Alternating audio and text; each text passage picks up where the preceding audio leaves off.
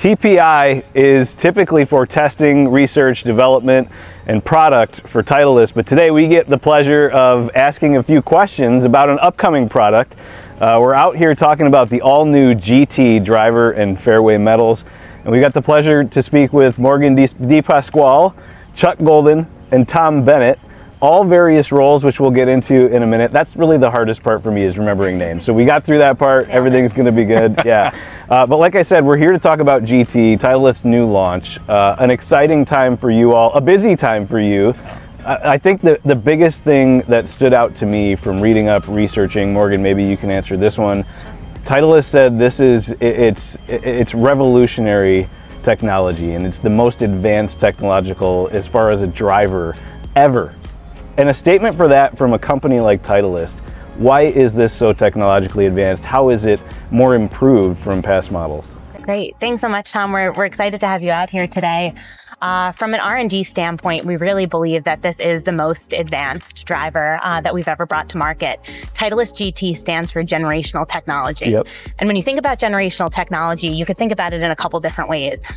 The first is around performance. And when we say performance, we talk about total driver performance. And that's really optimizing across all levers of performance. So from speed to distance, launch angle, spin, forgiveness, we wanted to make sure we optimized equally across all of those levers.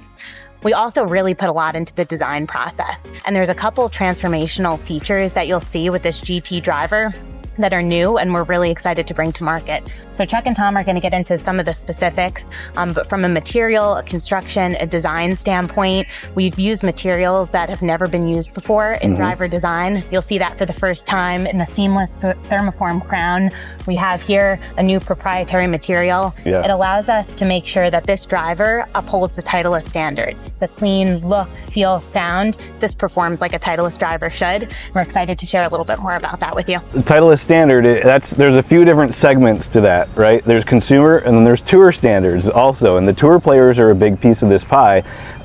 What type of feedback have you received from the tour, and did you go out and seek feedback from them as well prior to this actually coming out and getting into their hands? Absolutely. That's a really integral part of the process for us. We seek tour feedback not only from PGA Tour, but LPGA, Korn Ferry, Next Gen players.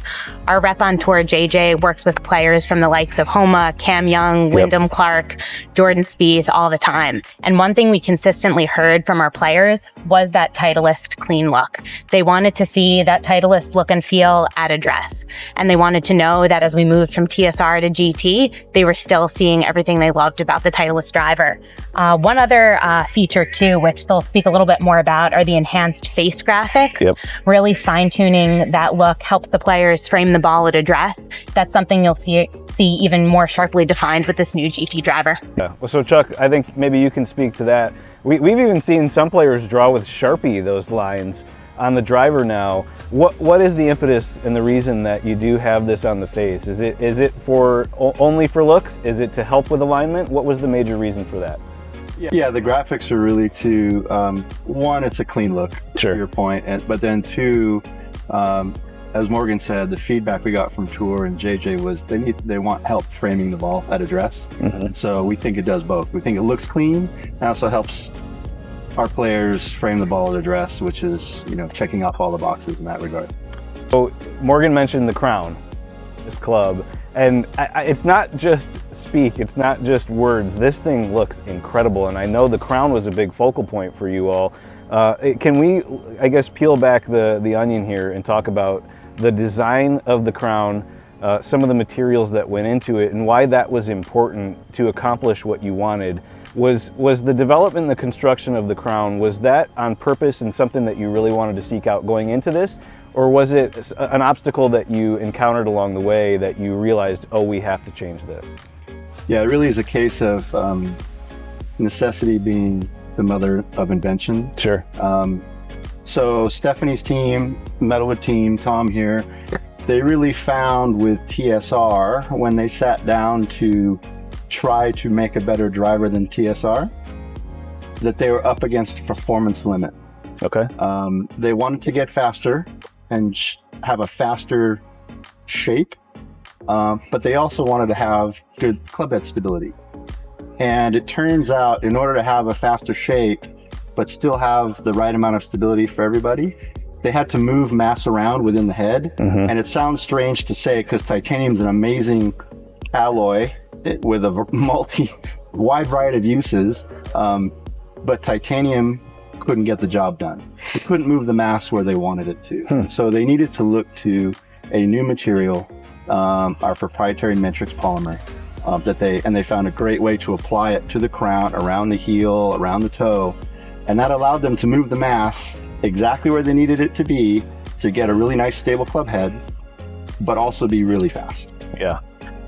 So as Morgan said, it's not about maximizing one variable, but optimizing all the variables. Yeah. And you mentioned getting fast. I think speed is something that sticks out for everybody with this club. A lot of companies have moved, I think, especially with driver, to higher MOI and really focusing, especially with the consumer, right? We're not tour players, we miss.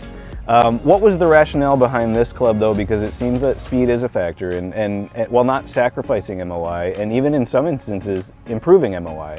I don't know, Chuck or Morgan, whoever wants to weigh in on that one.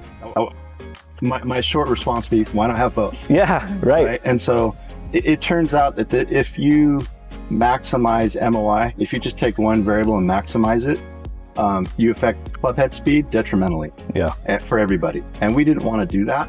We said, you know what, let's try to be fast for everybody, but also have the right amount of club head stability so that people can use it in an event of an off-center hit. Sure. And so really what we struck, Stephanie's team, Tom, they struck the right balance of just enough club head stability where we could still deliver more club head speed over TSR for everybody out there. And we talked a little bit about the proprietary material. I know we can't tell everything, right? It's proprietary for a reason, but I know with tour players, with consumers, it's not just about the numbers that we can see on the launch monitors. It's also about sound and feel. Did that factor in as well with developing a proprietary material to make sure that you tweak that and get it just perfect? Absolutely. So we have, in R&D, we have an innovation team that's managed by Hiroshi Kawaguchi. And really the GT project started about 6 years ago. We just didn't even know it at the time. So our innovation team was looking for different lightweight materials. The problem is materials that are lighter than titanium don't sound like titanium. They sound very dull and damp. But they found a matrix polymer roughly about 6 years ago and started making prototypes with it that sounds like a metal when you hit it. Yeah. And that was really the key component to this material here. Not only is it 3 times lighter than titanium, but it sounds like metal. So a lot of people hit this driver and they don't know that there's a matrix polymer in the crown. They think it's an all titanium driver. It's really an eye-opener once they experience it and hear it, and then you tell them what's in it. It's a head scratcher for a lot of people. So hats off to the innovation team working with the Metalwood team to bring all of this new material, new construction together to make a fast, stable product that sounds good, sounds like a Titleist. Yeah. And we'll get into each individual version of the driver, but I don't want to leave out the Fairway metals. You mentioned that, Chuck. Tom, you work specifically with the Fairway metals. One thing that stood out to me was talking about design and creating confidence and consistency. Right. How do you go about creating confidence in a club, and especially the Fairway metals? Fairways that are a lot more difficult to hit than drivers. Sure. I mean, especially off the ground. So. And actually, when we think about how we're going to make them better, it's a totally different problem and process than the driver. Just because hitting the longest club you have in your bag that you hit off the turf is difficult. So, yeah, we spend a lot of time with Tour. They're our primary feedback, but we also look at the market. We also know from all our testing for over the years, we know what we want in terms of launch speed, especially anything you get to have off the turf with a fairway wood. If you get it up higher, everybody likes that. So sure. That was really part of the things we looked at. So how can we improve it? And it wasn't about speed, not off the turf. So we wanted something launches higher than they expect. Mm-hmm. And that was the goal. And to do that, we needed to use basically the same kind of design on the driver. We had to replace the crown with the PMP polymer to get that CG really low so we could get that elevation. And there are different components like you're talking about. It seems like it was almost different research and development. There's an L-cup face on there. There's different construction. And you played a little bit with the CG too, right? The center of gravity is a little bit different. Yeah, so you know the 2-3 big areas like you talk about, the center of gravity. So we went at a little bit of loft. We wanted to get it up in the air. But when you do that and you have a CG that's back, all of a sudden you have a spinny product. And that's really not what we wanted. You know, we could, if that was not a concern, we'll just add loft and ship it. But no, we didn't want that. So we had to get that CG really low. And on the GT2, we really wanted a higher launch with less spin than TSR. That's a difficult question to answer, but to do that, we got the CG low and forward, and we achieved that goal. The second thing, you talk about the L-cup, and this is feedback from tour and lap. So typically, you know, when you have a fairway metal or anything you hit off the ground, you're going to hit a lot of shots low on the face. Yep. And players notice that. So how do we improve that performance? And it's not only in ball speed and that, it's also in feel and speed forgiveness. And this L-cup is actually a face that wraps around the bottom of the leading edge, and it's made out of a very strong 465 stainless steel. So it's forged, unlike a casting, which we have to make thinner or thicker for durability. We can make this thinner and still be way stronger. And when you do that, we get more compliance in the face, more movement. So now our balls, when you strike these fairways lower on the face, you don't hardly lose any ball speed. The feel is better, the performance is better. And the change in the face, we made some geometrical changes in terms of the sole radius. That got more forgiveness in slightly heel and slightly toward shots. So overall, the tour has been really happy. And that was a lot because we answered a lot of their questions and their wishes. So that's how it went down. Hitting the fairway metal low on the face, you're speaking my language. Yes. I love it. Yes.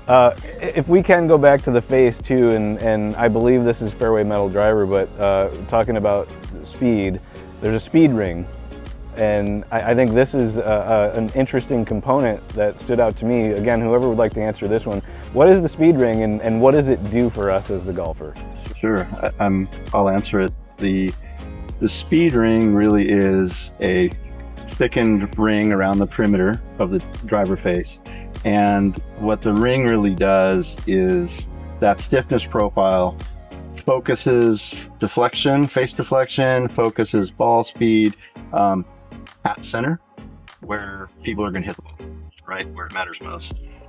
Then we have variable face thickness on the inside of the face to then take out that maximum ball speed and spread it out over the face. So it's really, speed ring really centers, right? It focuses, it lenses where that max ball speed point is. We make sure we maximize the ball speed where people are going to hit the ball. And then we use a VFT on the back to then spread out that max ball speed all over the face. So it's kind of a 1-2 combination. I always joke that I feel like it's the airplane in the black box conundrum. Why don't you just make the whole airplane out of the black box? Why don't we just make the whole face the sweet spot? It would make things a lot easier. You can't do that, right? No. I think everybody is curious though, because this is a new version, because this is so generational and revolutionary, what player fits into each model? So let's start with the GT2. We can start driver and then fairway metal. Who typically is going to hit this, and how is it going to help that player? Great. I can start out a little bit and then turn it over to Chuck and Tom for some specifics. So the GT2, a lot of what Chuck spoke about earlier with the higher MOI, stability, but not sacrificing speed or distance. So this is the player really looking for consistency across the face and honing in on that speed and distance to maximize performance.